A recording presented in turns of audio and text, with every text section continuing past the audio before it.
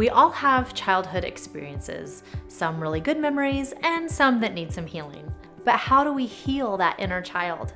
Let's talk about how we can tap into our resiliency and learn how to grow from our past experiences. We've talked before about ACEs, or adverse childhood experiences, and how that toxic stress can cause all kinds of mental and emotional dis-ease that can carry throughout all of our lives. So a lot of times when asked, how do I heal? There are a lot of misconceptions.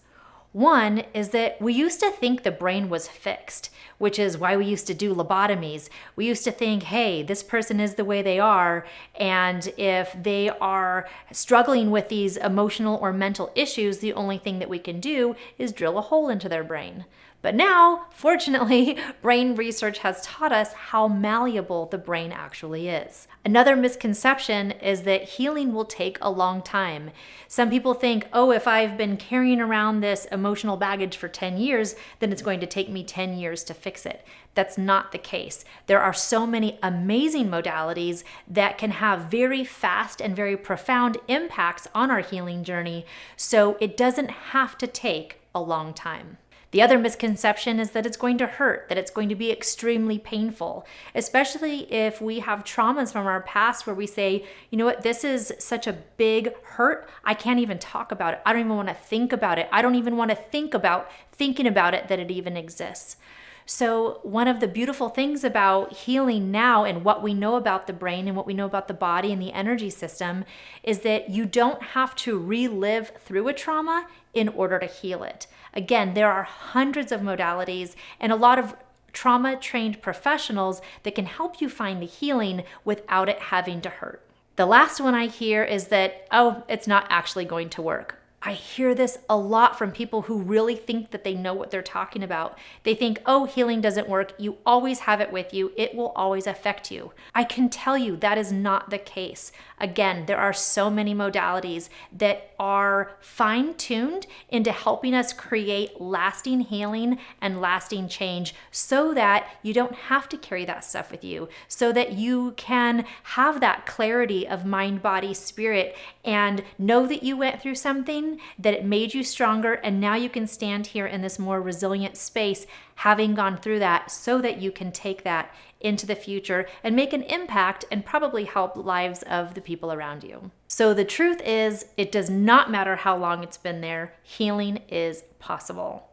The truth is, there are hundreds of modalities available and hundreds, probably thousands of practitioners who are specifically trained in helping you heal through the things that you are ready to work on now. And the other truth is that it doesn't have to hurt. You do not have to relive it in order to find healing. So how do you do it? The very first step is actually going to be acknowledging and recognizing the trauma for what it is. It is a bad thing that happened, and it does not define you. It is just a moment that you didn't have control over, but you do have control over now. It does not mean anything about you, but in this moment, you get to choose that it is not going to define you, that it was a bad thing, and that you are going to do something different for you and for your future. So you get to reclaim control by realizing that you didn't have a choice back then, but right now, here in this moment, you do have a choice. You can choose to heal from that bad experience, from the many bad experiences. It's your choice, and there are many options available to you. And now that you know you are ready to make a difference, you're ready to heal past that thing and ready to tap into your own inner resiliency that is a natural part of being, it's important to educate yourself on all the different types of modalities that can help you so that you know what you're looking for. You know how to find that help. You know how to find that practitioner, that coach, that healer who's going to help you build that resiliency so that you can move forward as the self that you want to be. So as I said, there are hundreds of modalities available. And as you start this journey, I would encourage you to find practitioners of each of these different therapies who are quote unquote trauma informed. This means they have some extra education in how to actually help you heal from that trauma and create a new belief system that will help you really tap into that resiliency. So one of them is writing. There are lots of ways that you can use writing with poems, writing a biography, and things like that, where you can actually tell your story and allow yourself to let some of these things come to life. Whether you actually publish any of your writings or just write them from your own sake will be up to you. But there are a lot of ways that you can use writing as a healing practice. Another really great modality is a mindfulness meditation. The world of meditation is very vast, so finding a practice that will work for you can be a fun and, I like to say, delicious experience. When you are looking at being able to just sit with yourself, or a guided meditation, transcendental meditation, there are so many different ways this one tool can really help you go deep within yourself and pull out the strength of who you really are. Another great one is yoga. There are a lot of mindfulness yoga practices or trauma-informed yoga practices where you actually get to move your body to allow the energy to start flowing again. So when we have a trauma, it can create blocked energy inside of our bodies. Different poses and the different ways that you hold your body can actually help encourage that flow of energy. And there are so many different ways that you can do yoga. Some of them even involve animals. So if you are an animal lover, you might find that you get to combine two different ways of being in order to create that healing for you. Another one is EMDR, which stands for Eye Movement Desensitization Reprocessing. It's a beautiful technique where someone who is trauma informed can help you take this bad experience and what you're wanting to create and create the healing to bridge that gap. There are a lot of practitioners who are trained in how to do this, and they can even do it over the phone or over a Zoom call, so you don't even have to find somebody that's in your area.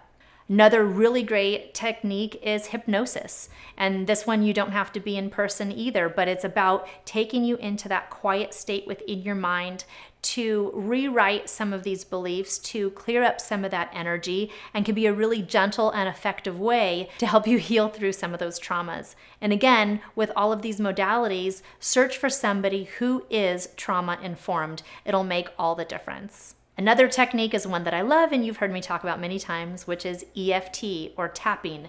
It stands for Emotional Freedom Techniques. What I love about EFT is that it can be used as a coping mechanism where you can just use it day to day, and it's so easy you can learn it within 5 to 10 minutes.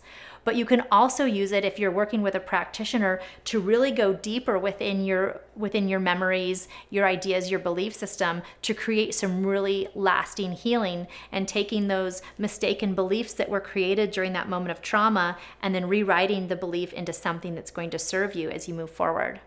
Another modality is called TFT, or thought field therapy. It's very similar to EFT. It's based on the same kind of information of going within and moving that energy through the body system, and was actually the catalyst for the EFT program. Another modality that's actually growing very quickly and training a lot of practitioners is RTT, developed by Marissa Peer. It stands for Rapid Transformational Therapy. She's got thousands of practitioners that are specifically trauma trained in order to help you heal from trauma to be that best possible version of you.